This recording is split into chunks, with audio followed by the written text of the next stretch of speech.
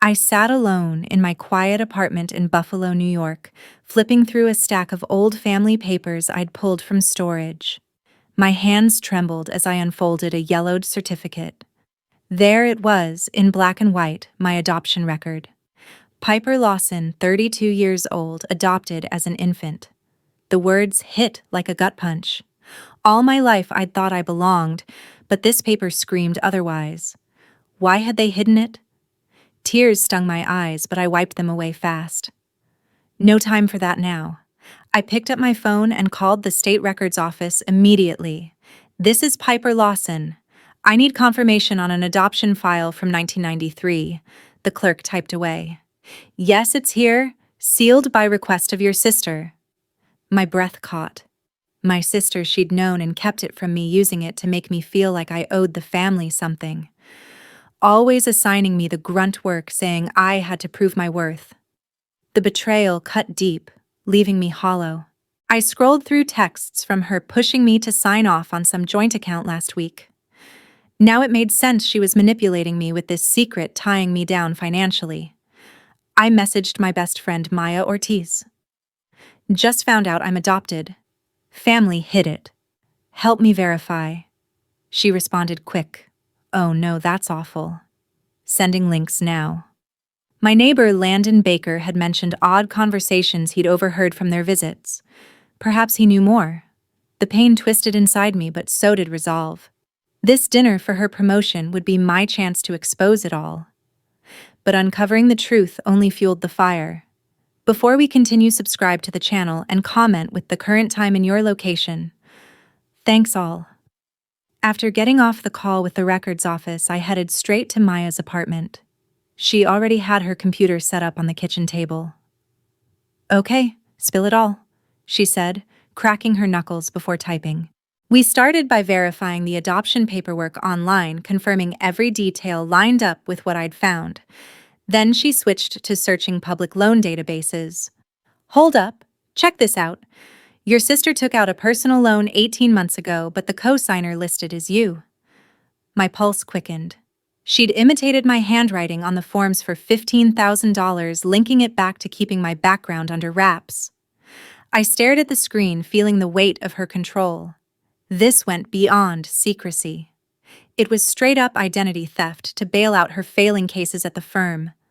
I pushed back from the table, my mind reeling. How long has this been going on? Maya clicked through more tabs. From what I see, her practice has been losing clients, racking up bills. She probably thought you'd stay silent because of the family dynamic she enforced. The revelation twisted like a knife. She had exploited the debt I was made to believe I owed to their family, turning me into her safety net.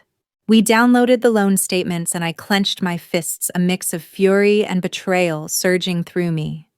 This explained her constant demands for favors, always framing it as me owing her for being part of the household. A sudden flashback hit me during college. My sister had made me run her errands while she partied, claiming I needed to contribute more since I wasn't their real blood. I'd shrugged it off as tough love, but now it reeked of calculated dominance. Maya glanced over. This sucks big time. Want me to pull credit reports next? I agreed. Absolutely. If my parents were in on it, that changes everything. We accessed a free credit check site, and sure enough, the loan appeared on my report, tanking my score without my knowledge. We phoned a credit bureau hotline using a general inquiry line. The agent verified the account details, noting the payments funneled directly to her business address. My frustration peaked. She'd jeopardized my job stability, my ability to get a mortgage, all for her ambition. Maya patted my shoulder. We've got solid docs here. Time to build a case. I gathered the printouts, thoughts shifting to the upcoming gathering. She'd toast her new title, unaware I was arming myself to dismantle her facade. Then I stopped by Landon's unit down the hall. He answered in his usual casual sweats. Piper, you look stressed. Everything all right? I laid out the basics of the discovery and the forged loan. He rubbed his chin. You know, I caught snippets of her talking finances with her husband during their last drop-by. She mentioned leveraging old family info to smooth over debts. felt off to me. His input strengthened my position. Appreciate it, Landon. Mind jotting that down officially? He agreed without hesitation. Sure, if it helps sort this mess. Heading back to my spot, I sorted through the growing folder, adrenaline pumping as I planned my next moves. It all connected. She locked away the truth to maintain power, then twisted it into profit at my expense. One more memory surfaced, her insisting I back her on a family investment, using guilt about my place to pressure me. I'd complied without pushback, trusting blindly. That ends today. Armed with Maya's digs and Landon's observation, I had the tools to strike back. The event honoring her achievement would mark the beginning of her downfall. I arrived at my parents' house for the promotion dinner, the folder tucked in my bag like a loaded weapon. The dining setup included plates of seafood and glasses of wine, everyone chatting casually, as if nothing was wrong.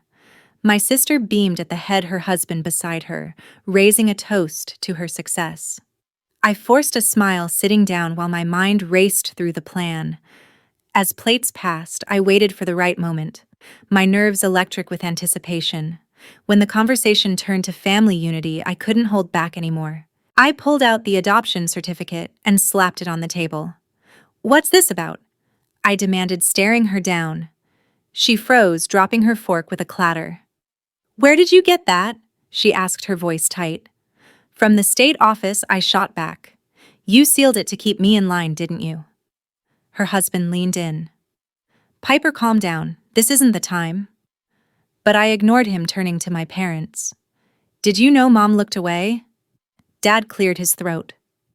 "We thought it was best," he muttered. "Best for who?" I snapped. "For her to use it against me?" The room tensed, silverware clinking awkwardly. My sister recovered quick. "It's not like that. We protected you." "Protected?" I laughed bitterly. "You mean controlled?"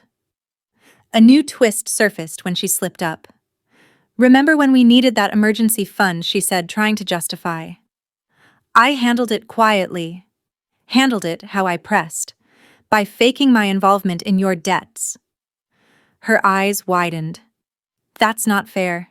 You were always the sensitive one." Her husband jumped in. "Let's discuss this privately." "No," I said firmly. "You've all kept me in the dark, treating me like I don't belong." Dad tried mediating. "Piper, honey, we love you.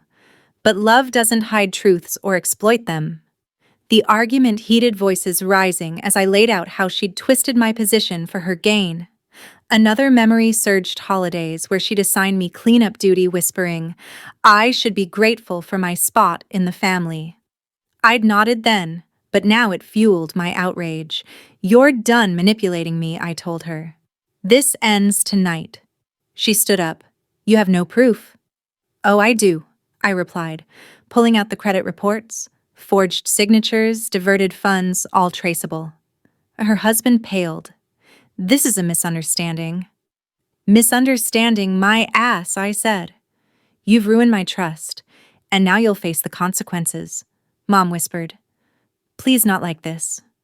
But I was past carrying the betrayal, too raw. The confrontation escalated when my brother-in-law grabbed my arm lightly. "Let it go," he urged. I yanked away. "Don't touch me. You've been in on it too, enabling her schemes." My sister crossed her arms. "You're overreacting as usual." "Overreacting," I echoed. "You've stolen my identity for your messes." Dad intervened again. "Enough. Sit down, everyone," but I stayed standing. "No, I'm leaving. And tomorrow I report this to authorities." The shock rippled through them, silence falling heavy. As I headed for the door, my phone buzzed, Maya checking in. "Got more on the loans if you need." I drove off, heart racing from the clash. Their denials only confirmed my suspicions. Back at my place, I reviewed the evidence again, adding notes from the argument.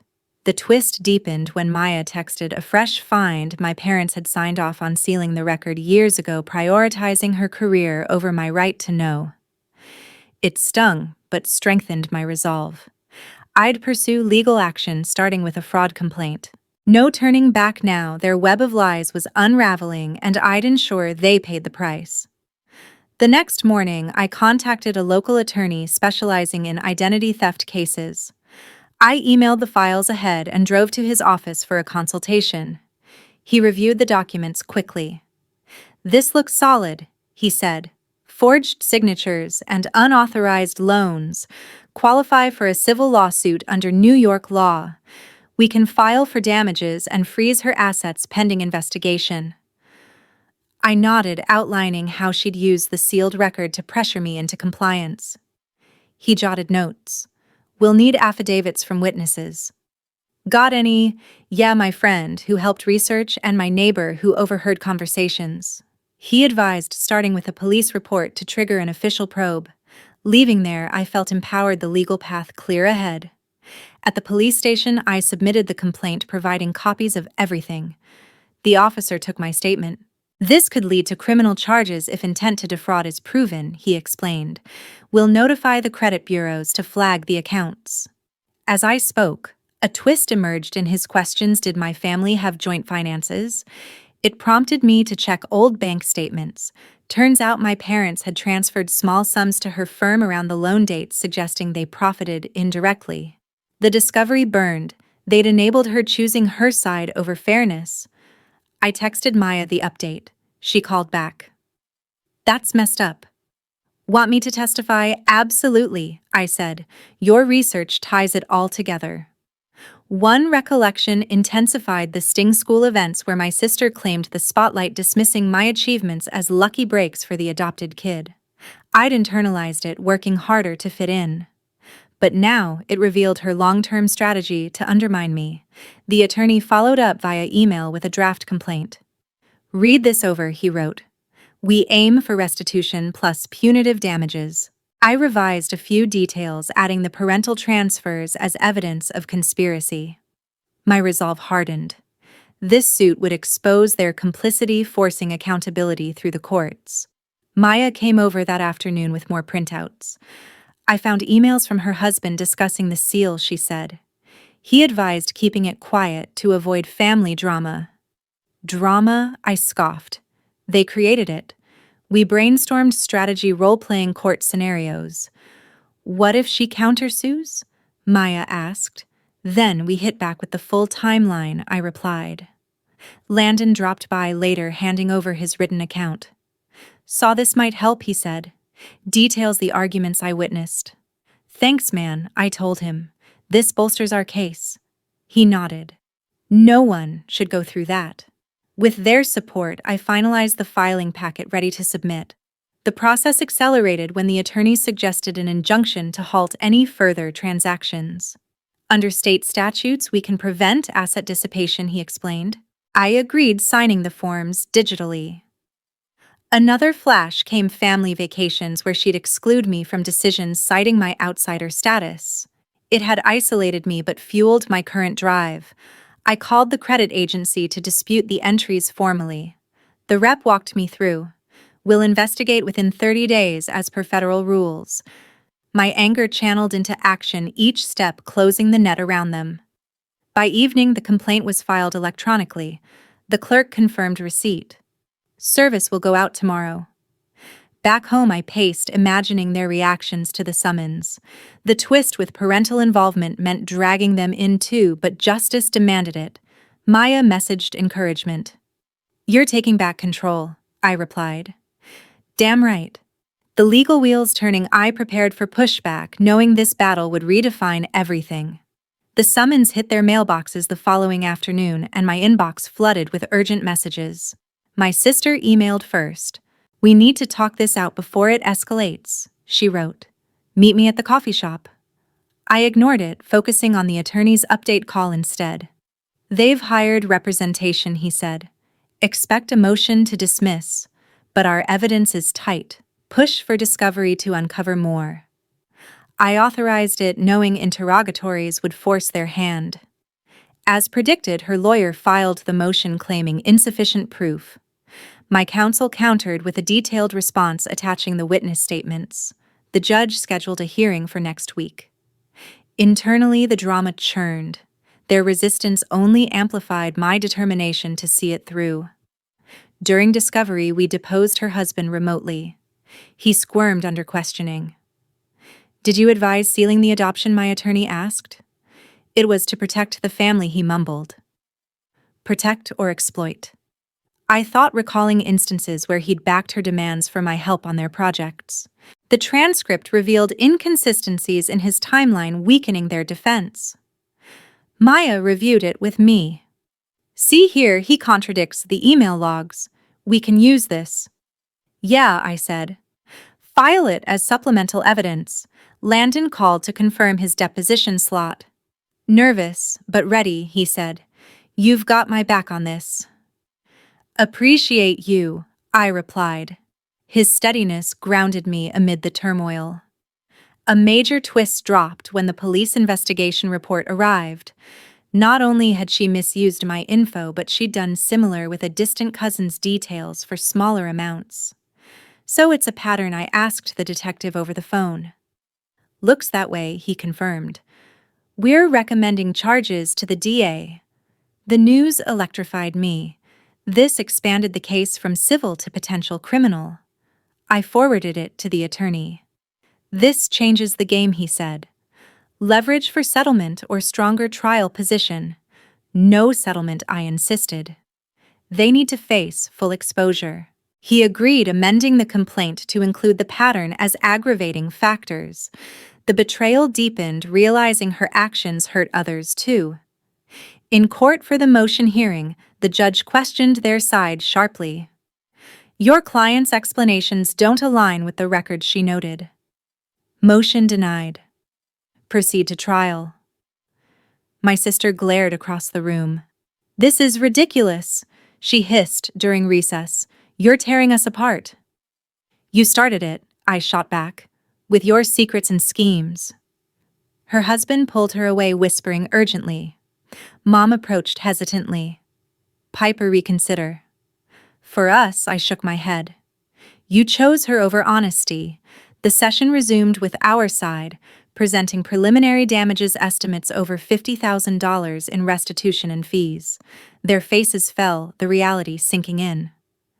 Post-hearing, their lawyer proposed mediation again. "My clients offer partial admission and repayment," he said. I declined through my attorney. Full accountability or nothing. Maya met me for lunch after. "They're desperate now," she observed. "Use the cousin angle to press harder." "Smart," I said. "Let's contact them for a statement." The cousin agreed via email, providing her own docs. "This is systemic," she wrote. "Happy to join if needed." Adding her affidavit ramped up the pressure, prompting a frantic call from Dad. "We're sorry," he said. "Can we fix this quietly?" "Too late," I told him. "Your involvement sealed it." The conversation ended abruptly, their unity cracking under scrutiny. As trial prep intensified, the DA's office confirmed indictments pending. "Felony fraud, if convicted," the prosecutor explained. "We'll coordinate with your civil suit." The twist with the cousin's case linked ours, creating a multi-plaintiff front. I testified in a mock session with the attorney. "Stay factual," he coached. "Let the docs speak." A final memory fueled me: birthday parties where she'd downplay my gifts, emphasizing her own. It had bred resentment, but now transformed into fuel for victory.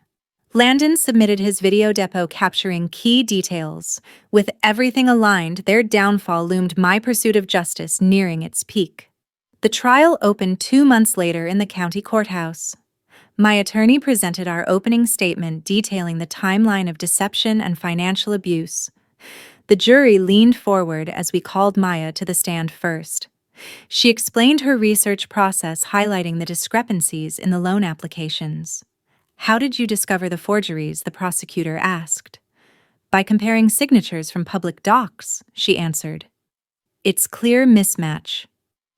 My sister shifted uncomfortably in her seat, her lawyer objecting sporadically. Next, Landon testified about the overheard discussions. "They talked about using personal info to cover shortfalls," he said. Sounded deliberate to me. The evidence mounted, each witness chipping away at their story. Internally, I battled resentment, remembering quiet evenings where I'd confide in her, only to be dismissed as dramatic. During cross-examination, her husband cracked under pressure. Yes, we discussed the seal, but it was for her protection, he claimed. Protection or leverage, my attorney pressed. He stammered. Maybe both. The admission drew gasps from the gallery. Then came the cousin's testimony via video link. She described similar tactics used against her for lesser sums. It was the same playbook, she said. Forged docs, guilt trips. The judge allowed it as pattern evidence. My sister's defense crumbled further when bank reps confirmed the unauthorized transactions. We traced the funds to her accounts, one said. No consent from the plaintiff. A fresh twist emerged in exhibits letters from my parents endorsing her actions as family support. They'd rationalized it, prioritizing harmony over ethics. The revelation crushed any lingering doubt. Their bias ran deeper than imagined. I took the stand, last voice steady despite the storm inside. I outlined the years of subtle exclusion, how the hidden truth amplified her hold. Did you suspect earlier, the defense asked? Not fully, I replied. But the patterns added up, constant put-downs, forced obligations. The jury nodded, empathy evident. Closing arguments sealed it. My side emphasized the breach of trust through deliberate fraud. Theirs pleaded misunderstanding. The deliberations lasted 3 hours. Guilty on all counts, the foreman announced. The courtroom erupted in murmurs. My sister buried her face, her husband consoling her futilely. The judge ordered restitution of $65,000 plus court fees. Outside, reporters swarmed, but I slipped away. Victory bittersweet yet satisfying. Post-verdict, the DA pursued the criminal side aggressively. My sister faced arraignment for felony charges, her license suspension pending. Her husband lost clients amid the scandal. My parents called pleading. We're losing everything, Mom said. Can you intervene? No, I told them. You enabled this. Hang up and don't contact me. The severance felt final, a necessary cut to heal. Maya celebrated with me over dinner. You did it, she said. Justice served. Landon texted congrats. Proud of you, standing tall. The funds arrived via wire transfer, clearing my debts and funding a fresh start. I invested part in therapy, processing the isolation they'd imposed. One last insight hit: childhood drawings I'd made, praised by them, but overshadowed by her accolades. It had set the tone for inequality, now rectified through my triumph. With the case closed, I relocated to a new neighborhood, cutting all ties. Their appeals failed, the injunction holding firm until payments completed. The cousin thanked me in a letter. Your courage inspired my own suit. The ripple effect validated the fight. Free from their shadow, I thrived at work, earning a promotion of my own. The drama faded, replaced by self-reliance. Their downfall broadcast locally served as caution, but I focused forward. The win wasn't just financial. It reclaimed my identity through unyielding pursuit of truth. Months after the verdict, the full payout cleared into my account, marking the end of their legal appeals. I used a portion to secure a cozy condo downtown, far from their influence. My sister attempted one last outreach through a mutual acquaintance. Tell her, I'm sorry, the message relayed. Want to make amends? I deleted it without reply, the finality bringing closure. Her firm shuddered amid the fallout, clients fleeing the scandal. Her husband filed for divorce, citing irreconcilable differences from the stress. My parents downsized to a rental, their retirement savings depleted by fines. A lingering twist revealed itself in estate docs. They'd altered inheritance clauses, favoring her now voided by court order. The inequality they'd fostered backfired, leaving them isolated. I felt a pang of vindication, the years of second-place treatment avenged through undeniable facts. Therapy sessions helped unpack the manipulation, transforming pain into growth. The counselor noted patterns of favoritism common in such dynamics. How did it feel to win? She asked. Liberating, I said. Like shedding a weight I didn't know I carried. Maya visited, often our friendship stronger. You turn the table, she said over coffee. Inspiring stuff. Landon stopped by with housewarming beer. Heard they moved out of state. Good riddance. Exactly, I replied. Their absence opened space for new connections free from judgment. Work promoted me to senior analyst, recognizing my resilience. The success tasted sweeter earned on my terms without their shadows. One evening, a news clip aired about similar fraud cases referencing ours anonymously. It highlighted how hidden truths erode bonds, echoing my experience. I reflected on childhood whispers where she'd claim resources as her right, leaving me scraps. It had built my doubt, but the exposure dismantled it. My parents sent a card. We regret everything. Please forgive. I burned it, the act symbolic of release. No more obligations through blood or secrets. The cousin updated me, her case settled favorably, crediting my lead. Thanks for paving the way, she wrote. The chain reaction affirmed the impact, justice spreading beyond my fight. With stability secured, I volunteered at a support group for fraud victims, sharing tools for detection. It feels good giving back, I told the facilitator. Pays forward the help I got. Maya joined occasionally. You're a role model now, she teased. Landon introduced me to his circle, expanding my network. Life flourished untethered from past chains. The ultimate win lay in self-discovery, proving I never needed their validation. Their downfall served as my launchpad, the drama resolved through perseverance. In the end, greed destroys trust faster than any secret. If someone's manipulating you, speak up early, don't wait like I did. Thanks for listening to my story. Subscribe for more real-life tales and comment your thoughts below.